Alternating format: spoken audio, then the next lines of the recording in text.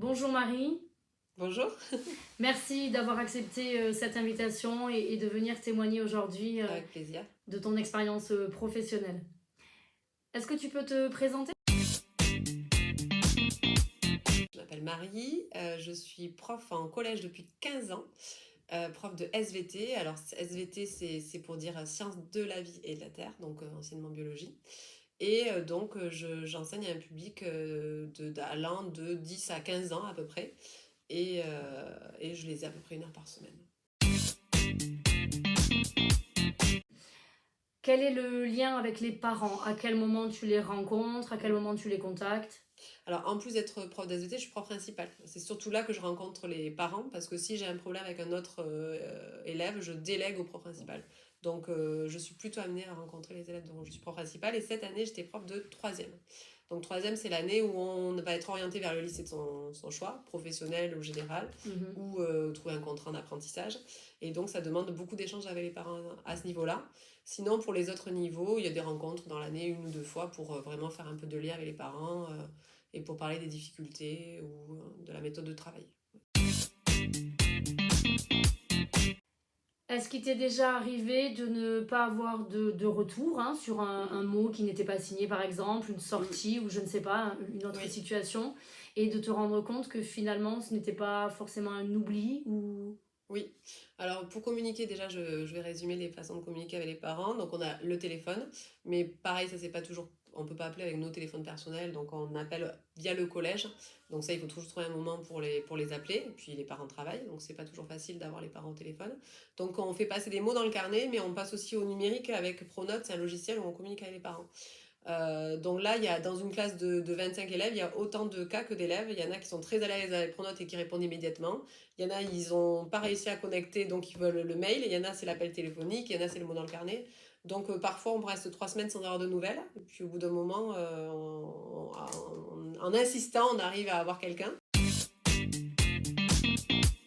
Est-ce qu'il t'est arrivé une situation où tu t'es rendu compte que finalement c'était pas un oubli, c'était pas de la mauvaise volonté, comme Oui, parfois on peut le penser aussi, des oui, parents mais qui ne savent pas lire et oui. pour qui la lecture et l'écrit est Alors, une grosse difficulté? oui, moi j'ai beaucoup d'élèves. Alors cette année, c'était surtout des filles qui compensent le manque de suivi de leurs parents, qui est certainement lié à de l'illettrisme, mais peut-être d'autres raisons, qui présignent les carnets à l'avance en anticipant les sorties, les mots, etc. Les parents signent tout un tas de choses sans savoir de quoi ça traite. Et ils savent pas exactement où sont leurs enfants, s'ils sont en sortie ou quoi. Ils font confiance à l'enfant, ils signent le papier. Et j'ai aussi eu un élève, ensuite à un conseil de classe, on a voté, le conseil de classe a émis un avis défavorable pour le passage en troisième. La maman a signé l'avis, mais n'a pas vraiment lu, elle n'avait pas compris que sa fille n'était pas acceptée en général. Et donc ça a donné lieu ensuite en entretien à un sacré problème, quoi. Donc voilà, elle avait pensé ne pas avoir été prévenue, elle avait signé quelque chose, mais elle n'avait pas lu que c'était défavorable. Elle a signé sans Sans comprendre, comprendre. donc Sans comprendre. on peut... On peut imaginer que c'est Ouais. de l'illettrisme. En tout cas, c'est sous la fille en profite un peu aussi. Oui, oui.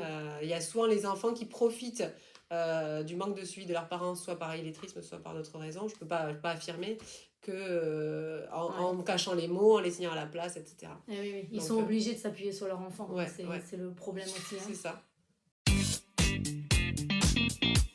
Tu dis que tu n'es pas sûr, en fait, tu ne peux pas affirmer qu'il Non, s'agit de situation d'illettrisme oui. parce que les Par- personnes ne le disent Oui, pas. exactement. J'ai jamais eu dans ma carrière de 15 ans quelqu'un qui est venu me dire je ne sais pas lire et écrire, si vous voulez m'appeler plutôt pour m'expliquer la sortie, le projet, etc. Et ensuite, par contre, j'ai des collègues qui ont rencontré ça, surtout dans le service d'administration. Mhm. Et là, il y a des fois, on vient me voir en me disant cette famille est non lectrice, donc n'hésite pas à les appeler. Ou on le voit à l'accueil quand il faut signer le registre, ils savent pas quoi remplir dans le registre, donc on leur explique où ils doivent mettre leur nom, leur prénom et quel lien ils ont avec l'élève. Et puis sinon, oui, à l'administration, celle qui aide à remplir les bourses, etc., elle a des astuces. On propose une aide informatique à certains parents. Est-ce que vous en parlez avec les collègues? Est-ce que Oui. du coup, c'est un sujet sensible dans le sens où vous en parlez régulièrement ou pas forcément? C'est plutôt, on se met en alerte. On dit attention, cette famille, quand quelqu'un a été prof principal en cinquième et qu'ensuite nous on les récupère en quatrième, on nous dit attends là, appelle-les parce que voilà, ils se déplaceront que si tu les appelles. On sait Ouais. qu'ils se déplaceront pas. Un mot, ça suffira pas. Oui, il faut une Ouais. attention particulière. Oui.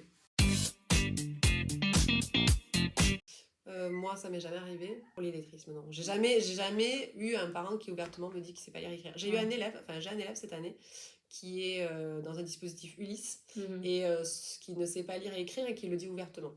D'accord. C'est-à-dire qu'il le dit quand il vient au club, etc. et qu'il faut lire ou écrire. Il dit mais moi je sais pas. Je sais pas lire, je sais pas écrire.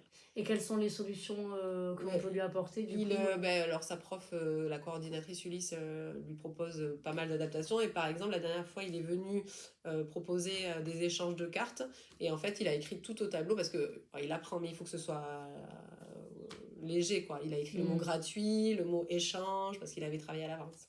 Donc là c'est stimulé dans plein de situations l'écrit pour qu'il sente que l'écrit est indispensable pour qu'il s'en sorte.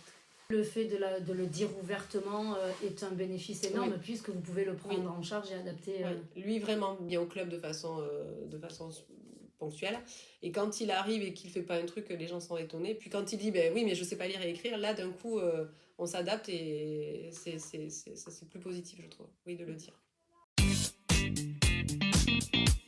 Si j'avais un message à donner pour les parents, ça serait vraiment de communiquer sur leur illettrisme parce qu'on pourrait vraiment les accompagner un peu plus la famille, surtout en troisième, parce que si l'élève n'a pas de difficulté avant, si lui il a appris à lire et à écrire, ça va être pour l'orientation. Et il y a des phases clés dans l'année, inscription sur la FENET pour l'orientation, choisir le bon lycée, faire le bon stage.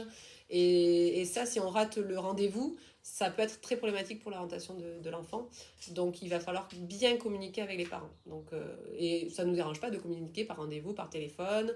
Donc, il y a des moyens d'expliquer clairement donc, tout ce genre de démarches qu'on peut faire pour eux, sans problème.